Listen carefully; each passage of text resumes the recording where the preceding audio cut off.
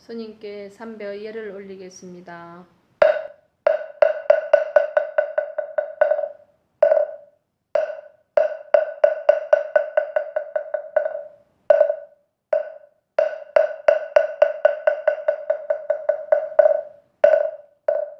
네, 반갑습니다. 날씨가 장마철이라 많이 덥습니다. 오늘부터 건강경 강의를 하게 되어서 너무나 기쁘게 생각합니다. 스님이 오늘부터 건강경을 최대한 알기 쉽게 목표로 삼아서 공부를 하는 것이 아주 강의를 하는데 편안한 마음으로 따라오시면 되겠습니다.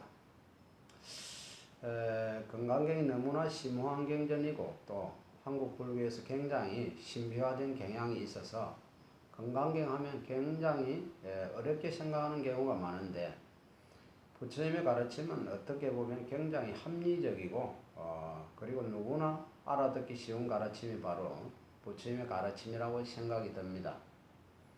편안한 마음으로 건강경은 어렵다 하는 그런 고정관념을 버리시고 편안하게 따라오시면 됩니다. 아시겠죠? 예. 그리고 오늘 이렇게 날씨도 많이 안 좋고 하다 보니 신도님들 몇 분 안 오셨네요. 그리고 건강경 법문이 또 불자들을 위한 공개 법문이기 때문에 언제 끝날지 모르겠습니다. 그냥 1시간 정도씩 건강경 법문을 하면서 10주가 걸릴 수도 있고 20주가 걸릴 수도 있고 그렇지만 건강경을 우리가 다 완독하는 그날까지 우리가 한번 체계적으로 공부를 해보도록 하겠습니다. 자, 건강경, 건강반야바라밀경의 준말이 되겠죠. 그렇죠. 자, 이제 우리가 건강경에 대해서 살펴보기 전에 오늘은 건강경 본문에 들어가는 대신 건강경에 대한 전체적인 개괄, 건강경에 들어가기 전에 건강에 대한 기본적인 여러가지 알아야 할 사안에 대하여 말씀드리겠습니다. 부처님의 경전을 보면 부처님께서 이런 말을 하셨습니다. 모든 중생들에게 재산이라는 게 있다. 여러분 재산이 있습니까? 여러분 재산이 있죠? 예. 자, 각자의 재산이라는 게 있는데 이 재산을 죽은 뒤에는 가져갈 수가 없습니다. 그런데 결코 변하지 않는 재산이 있다 이 말이죠. 중생마다 각자 죽은 뒤에도 유일하게 가져가는 재산이 있다. 이것이야말로 중생들의 유일한 재산이다. 결코 변하지 않는 중생들의 유일한 재산이다라고 말씀을 하였습니다. 그게 바로 뭘까요? 자, 힌트를 드리면 한 글자입니다. 업이라고 했습니다. 업. 예, 업이라고 했죠. 우리 부처님께서는 중생들에게 중생에게 유일한 각자 재산이 있으니 이것이 바로 업이다라고 말씀을 했습니다. 그래서 이 업이라는 것, 우리가 보통 이야기하지 않습니까? 사람이 죽은 뒤에 또 태어나고 죽은 뒤에 또 태어나고 죽은 뒤에 또 태어나는데 그냥 죽고 나서 또 태어나고 또 살아가다가 그냥 죽는 것이 아니라 살아생전에 자신만의 업을 짓게 됩니다. 그래서 착한 일을 많이 해서 좋은 업을 많이 지었을 때 우리는 그것을 선업이라고 부르게 되고 살아가면서 나쁜 짓을 많이 하면서 나쁜 에너지를 많이 일으키면서 나쁜 업을 많이 지었을 때 우리가 이것을 악업이라고 부릅니다. 그래서 이제 선업과 악업이라는 두 가지 형태가 있는데 자기가 전생에 지은 업의 에너지에 의해서 대부분 현행에 일어나는 모든 일들이 결정된다고 해도 과언이 아닙니다. 그래서 선업의 힘이 강한 사람들은 살아가면서 항상 행복하고 편안한 일들만 생기고 전생에 악업의 힘이 강한 사람들은 살아가면서 아무리 열심히 노력해도 자꾸 안 좋은 일이 생긴다거나 자꾸 좋지 못한 여러 가지 상황들이 펼쳐지게 됩니다. 즉 내가 이번 생에 살아가는 현재의 행복한 모습 혹은 불행한 모습을 결정짓는 가장 중요한 요점이 바로 업이랍니다. 선업을 많이 지으면 행복한 일이 많이 생기고 악업을 많이 지으면 불행한 일이 많이 생긴답니다. 그래서 그러면 여러분들이 살아가면서 선업을 많이 지었는가, 악업을 많이 지었는가, 여러분들이 판단할 수 있는 일입니다. 그런데 우리가 흔히 이런 얘기를 합니다. 우리가 잘 먹고 잘 사는 사람을 보고 좋은 회사 다니고 좋은 남편, 좋은 아내 만나고 좋은 가정 꾸미고 그래서 살아가면서 그냥 탄탄하게 잘 먹고 잘 사는 사람들 보고 우리가 참 복이 많은 사람이다라는 말을 씁니다. 그렇죠? 참 복이 많은 사람이다. 그런데 수행을 열심히 하고 아주 수행에 대한 열정을 가지고 열심히 공부하는 사람을 보고는 우리가 복이 많은 사람이다 하는 것보다는 무슨 부연을 쓸까요? 이런 경우는 성건이 많은 사람이다. 성건이 깊은 사람이다라는 표현을 씁니다. 성건, 이것을 우리말로 풀이하자면 아까 말한 선업의 뿌리가 깊은 사람을 뜻합니다. 선업의 뿌리가 깊은 사람. 즉, 이 말인즉 불교에서는 사람으로 태어나기가 너무나 어렵고 사람으로 태어나도 무엇을 만나기 어렵다고 하죠? 불법을 만나기 어렵다고 합니다. 사람을 만나기가 어렵고 불법을 만나기 어려운 사람을 만나기 어렵고 불법을 만나기 어려운 이 시대 속에서 내가 사람 몸을 받아서 태어났고 또한 불법을 만났다는 자체가 그 사람은 이미 전생에 깊은 선업의 뿌리가 있는 것입니다. 불교에서는 지금의 시대를 말법시대라고 합니다. 들어보셨죠? 말법시대. 말법시대가 무슨 뜻인가 하니 사람들이 마음이 혼탁해진 시대고 중생들이 살고 있는 이 시대가 혼탁해진 시대고 그리고 중생들이 살아가면서 부처님에 대한 불심이 점점 약해지고 있는 시대를 말법시대라고 합니다. 그래서 이런 부처님의 가르침을 만나서 부처님의 법을 공부하겠다는 마음을 일으키는 그 자체가 굉장히 어려운 일이라고 합니다. 예를 들어서 이 세상에 얼마나 많은 사람들이 있습니까? 그런데 부처님의 소중한 가르침을 공부한다고 하면 많이 오지를 않습니다. 이것은 바로 말법시대의 증거라고 합니다. 사람들이 진리에 대한 마음이 점점 약해지고 외부적인 욕망으로서의 자극을 끊임없이 일으키는 그러한 외부적인 어떠한 사항에 대해서만 자꾸 마음이 끌리는 것이 바로 말법시대의 증거라는 겁니다. 그래서 여러분들에게 드리고 싶은 말은 모르겠어요. 여러분들이 오늘 법문 듣고 다음 주에 법문 듣고 과연 이 건강경을 끝까지 마칠 때까지 얼마나 꾸준히 나올지 그리고 안 나올지는 저도 장담을 못합니다. 그렇지만 이것은 꼭 말씀드리고 싶습니다. 적어도 부처님의 말씀에 입각해서 경전에 대해서 우리가 바라봤을 때 적어도 이 건강경이라는 최상승의 법문이 건강경이라는 경전 부처님의 법문을 한번 공부하겠다고 마음을 내고 우리가 이렇게 이 자리에서 부처님의 가르침을 공부한다는 이 자체가 굉장히 전생에 복을 많이 지은 성건이 깊은 사람이란 증거라고 합니다. 여러분도 어때요? 스스로 가만히 생각해 보면 맞아, 내가 사람의 몸을 받고 불법의 몸을 만나고 내가 지금 이렇게 건강경을 공부하는 것은 역시 내가 전생에 선업을 많이 지은 증거야 라는 게 느껴져야 합니다. 이런 마음으로 마지막 강의까지 한번 수료해 보시길 바랍니다. 아시겠죠? 자, 그래 여기서 건강경이라는 것이 우리가 건강경을 공부하다 보면 이제 이 건강경이 이렇게 깊은 뜻이 숨어져 있구나 하는 것을 새록새록 느낄 수가 있겠지만은 정말 건강경은 굉장히 심오한 가르침이 담겨져 있습니다. 심오하면서 내 마음에 고정관념만 내려놓으면 그렇게 어려운 것이 아닙니다.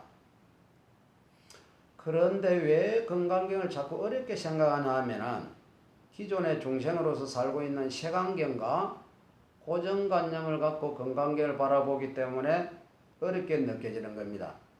건강경은 부처님께서 깨달으신 내용을 부처님의 깨달음의 입장에서 설해 놓은 것인데 깨닫지 못한 중생의 입장에서 자꾸 건강경을 이리 뒤집고 저리 뒤집다 보니까 건강경이 너무나 어렵게 느껴지는 겁니다. 그래서 건강경을 어떻게 봐야 쉽게 느껴지나 하면 그냥 있는 그대로 보려고 노력하면 됩니다. 금강경에 나와 있는 구절, 한글로 된 금강경의 구절을 찬찬히 바라보면서 있는 그대로 보려고 노력하면은 금강경의 뜻이 새록새록 우리들 가슴에 찬찬히 새겨지게 될 겁니다. 자, 금강경 본문에 들어가기 앞서에 간단히 이제 건강에 대한 우리 기본적으로 알아야 할 전제 지식이 무엇인가 하면 경에 대한 부처님 말씀을 모아놓은 이 경이라는 데 대하여 간단하게 우리가 좀 짚어보고, 그리고 이제 건강경 본문으로 들어가야 여러분들이 조금 더 앞으로 우리가 수업을 진행하는데 여러분들이 조금 더 도움이 될 겁니다. 자, 우리 부처님께서 한평생 깨달음을 얻으시고 끊임없이 법문을 하셨습니다. 또 모든 중생들을 제도하고자 하는 원력으로 끊임없이 우리 중생들을 위하여 법을 설하셨는데, 자, 그러면 부처님은 몇 살에 출가를 했느냐? 부처님은 29살에 출가를 했습니다. 29살에 출가를 해서 35살에 깨달음을 얻습니다. 그러니까 6년 고행 동안 깨달음을 얻게 되죠. 그리고 부처님께서는 80의 열반에 들게 됩니다. 그러면 깨달음을 얻으시고 45년 동안 설법을 하십니다. 45년 동안 오롯하게 중생들을 제도하기 위해서 끊임없이 법을 설합니다. 부처님께서 평생도록 법을 설하신 그 내용을 우리가 84,000법문이라고 합니다. 그래서 45년 동안 84,000법문을 설하시고 나서 우리가 그 설하신 부처님의 말씀을 모아놓은 것을 무슨 대장경이라고 부르죠? 팔만대장경이라고 부릅니다. 그러면 하나 더, 팔만대장경이 어디 절에 있을까요? 그렇죠. 해인사에 있습니다. 자, 해인사 장경강이랑 팔만대장경이 있는데, 팔만대장경은 부처님 말씀만 모아놓은 게 팔만대장경이 아니고 이른바 경률론 3장이라고 해서, 자, 여기서 부처님 말씀을 모아놓은 것을 뭐라고 부르느냐? 경이라고 합니다. 부처님께서 제자들에게 이와 같은 행을 지켜라, 이와 같은 계를 지켜라, 이와 같은 율을 지켜라 라고 계율에 대하여 말씀하신 것을 무슨 장이라고 부르느냐? 율장이라고 부릅니다. 율장. 그리고 경과 율에 대해서 제자들이 해석해 놓은 논문을 무슨 장이라고 하느냐? 논장이라고 합니다. 논장. 경장, 율장, 논장, 이것을 경률론 3장이라고 합니다. 자, 그러면 경이라는 것에 대하여 우리가 한번 짚어봐야 되는 것이, 부처님께서 말씀하신 수많은 경전들이 어떤 단일화 체계로 이루어져 있지를 않습니다. 그래서 크게 이제 부처님의 경전을 중국의 학자들이 소성경전과 대성경전으로 이루어져 있다고 합니다. 소성경전과 대성경전으로 이루어져 있다고 하는데, 부처님께서 설해놓은 이 가르침이 소성경전과 대성경전이라는 크나큰 이 두 가지 틀로 서로 이렇게 나누어져 있는 상태에서 여러 가지 형태로 번잡하게 섞여 있습니다. 서로 다른 내용들이 이와 같은 형태가 왜 이루어졌는가 하니, 부처님께서 법을 설하시고 나서 부처님께서 세상을 떠나시고 마하가섭 스님과 그 다음에 아난 스님, 그 다음에 계율을 설하신 우바리 스님, 이 세 분이 추측이 되어서 마하가섭 스님, 아난 스님, 우바리 스님 이 세 분이 추측이 되어서 500명의 아라한들 모든 번뇌가 다 끊긴 위대한 성자를 아라한이라고 부릅니다. 그래서 500명의 아라한들과 칠흑굴이라는 곳에서, 거기가 이제 동굴인가 봐요. 칠흑굴이라는 동굴에서 경전을 결집하게 됩니다. 부처님께서 모아놓은 그 경과, 부처님께서 설하신 그 율과 부처님께서 설하신 논과 이렇게 해서 경률론 3장을 결집하게 되는데, 자, 여기서 이제 중요한 게 처음에는 문자화 되지가 않았습니다.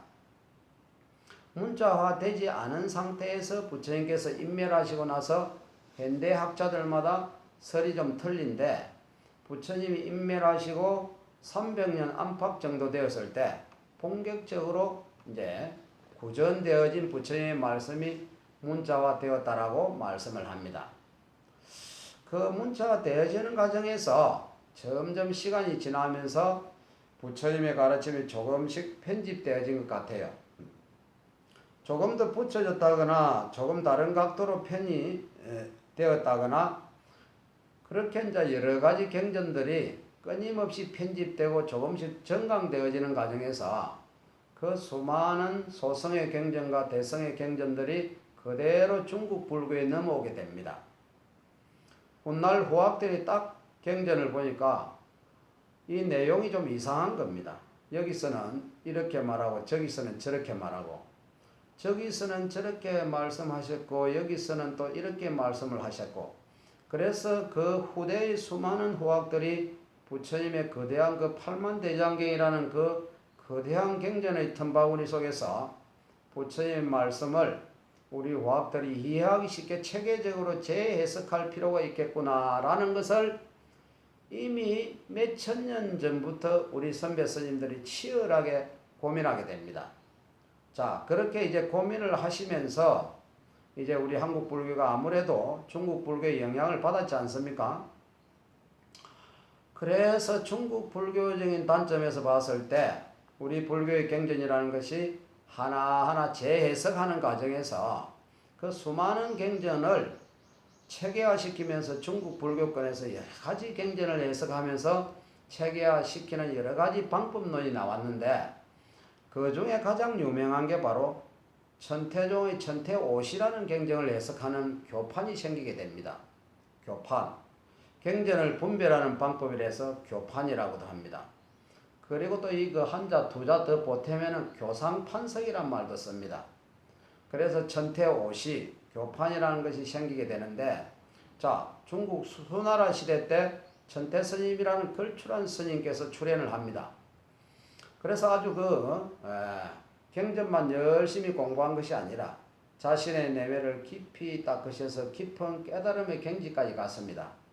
그래서 이 천태스님께서 그때 중국에 있는 모든 부처님의 경전을 다 꿰뚫어 보고 그것을 천태스님이 5가지 시로 구분하였다 해서 천태오시라고 합니다. 5가지로 이제 구분을 해서 아주 명쾌하게 정리를 했습니다.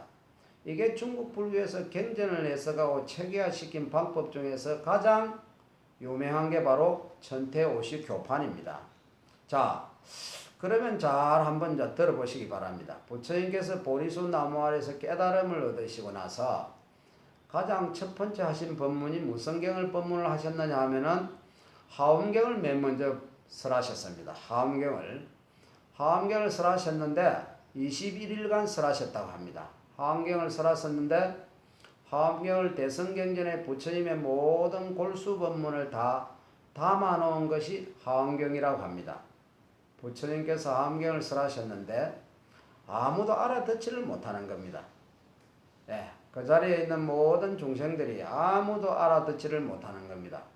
하늘계에 있는 천상 신들조차도 아무도 부처님 말씀을 알아듣지 못하는 겁니다.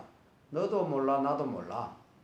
그러니 아무도 못 알아듣는 법문을 부처님께서 21일 동안 하엄경을 설하시고 나서 마땅히 중생들을 위하여 하나하나 가르쳐야 되겠구나. 목표를 세웁니다. 그래서 21일 동안 하엄경을 설하신 뒤에 두 번째 설하신 법문이 뭘까요? 아함경을 설하시죠. 기초부터 여러분 아함경 들어보셨죠?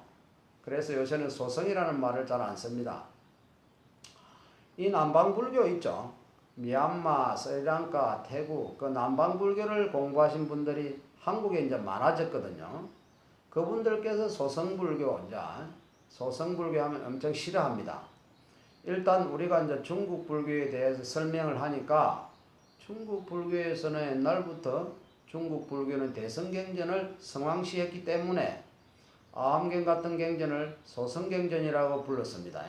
아함경, 기초교리를 담고 있는 아함경을 12년을 설합니다. 몇 년? 12년을 설합니다.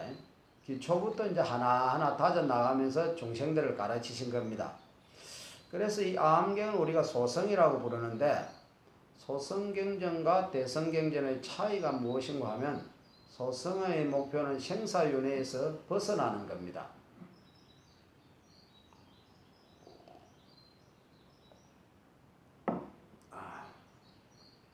생사윤회에서 벗어나는 것. 태어나고 죽고 태어나고 죽고 끊임없이 우리가 과거에 한량없는 옛날부터 지금까지 천상에도 태어났고 지옥에도 떨어져 봤고 인간으로도 태어나 봤고 인간으로 쓴맛 땀 다 느껴보고 중생으로도 태어나 봤고 그런데 이와 같이 끊임없이 내가 지은 선업과 악업에 의해서 끊임없이 천상, 지옥, 인간, 축생 끊임없이 돌고 도는 이 삶에서 벗어나서 영원한 자유인이 되겠다라고 목표를 세운 것이 바로 소승인 가르침입니다. 그래서 윤회에서 벗어나신 거룩한 성자들 우리가 무엇이라고 부른다? 아라한이라고 부릅니다. 아라한 아시겠죠? 우리가 나한전이라고 들어봤죠? 예? 이러한 그런데 이 소승의 문제가 무엇인가 하니 소승의 문제가 무엇인가 하니 혼자만 벗어나겠다는 겁니다. 혼자만 수행해서 나 혼자 윤회에서 벗어나서 나 혼자 영원한 행복을 누리겠다. 이게 소승의 문제입니다. 그러다 보니까 이 대성에서 이것을 극렬하게 비판을 합니다. 그건 옳지 못해.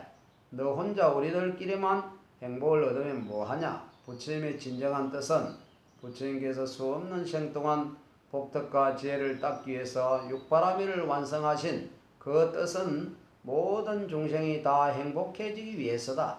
그러니까 나 혼자만의 윤회에서 벗어난 해탈과 열반은 무의미하다. 고로 아무리 내가 힘들고 괴로워도 모든 중생이 해탈하는 그날까지 우리는 끊임없이 포산행을 펼쳐야 된다고 말한 게 바로 무엇의 가르침이었을까요? 이게 바로 대성의 가르침입니다. 혼자만의 깨달음을 추구하는 것을 중점으로 하는 경전을 우리가 소성경전이라고 그랬고 끊임없이 세세생생 이 세상에 태어나서 위로는 깨달음을 구하고 아래로는 모든 중생을 제도하겠다는 서원을 세운 수행자들의 중점으로 하는 경전을 무슨 경전이라고 했나? 이것을 바로 대성경전이라고 했습니다. 그런데 이 아함경은 기초교리를 담고 있으면서 소성경전 또 중국 천태 스님께서는 아함경 소성경전에 들어간다고 말씀을 하셨습니다. 자, 그러면 아함경은 몇 년 설하셨다고요? 12년을 설하셨습니다. 자, 아함경을 12년 설하시고 나서 중생들이 수준이 좀 높아졌어요. 이제 제자들의 수준이 좀 높아졌어요. 그래서 부처님께서 그럼 이제 소성을 놓아버리고 이제 대성으로 나아가렴. 그리하여 부처님께서 설하신 소성과 대성의 중간적 징검다리 역할을 하셨다고 합니다. 그것이 바로 방등경입니다. 방등경. 방등경은 8년 동안 설하셨다고 합니다. 방등의 뜻이 뭔가 하면 소성을 버리고 무엇으로 올라가렴? 대성으로 올라가렴. 그래서 방등의 대표적인 경전이 유마경 혹은 성망경, 성망보살이 나오는 경, 유마경과 성망경이 대표적인 경전이다라고 이제 내용이 나옵니다. 자, 8년 동안 방등의 가르침을 설하신 뒤에 드디어 중생들의根기가 물어있구나. 드디어 나의 제자들의 눈이 높아졌구나. 그래서 우리 부처님께서 비로소 대성의 법문을 완전히 열어서 설하시고 가르치기 시작합니다. 완전한 대성의 가르침의 경전이 바로 반야경이라고 그럽니다. 마하반야 바라밀다 신경할 때, 그 반야 신경할 때, 그 반야, 건강반야 바라밀다 신경할 때, 그 반야경을 설하시게 됩니다. 자, 그러면 반야경을 몇 년을 설하셨을까요? 21년을 설합니다. 21년. 가장 많이 설하신 경전이 반야경입니다. 왜 그런가 하면 가장 중요하기 때문에 반야경을 가장 많이 설하셨다는 그런 설이 있습니다. 반야경을 몇 년 설하셨다고요? 21년. 대성의 가르침. 반야경을 21년 동안 설하시고 나서 중생들이 비로소 부처님의 골수법문을 알아듣기 시작합니다. 부처님께서 처음에 무슨 경을 설하셨죠? 하엄경이죠.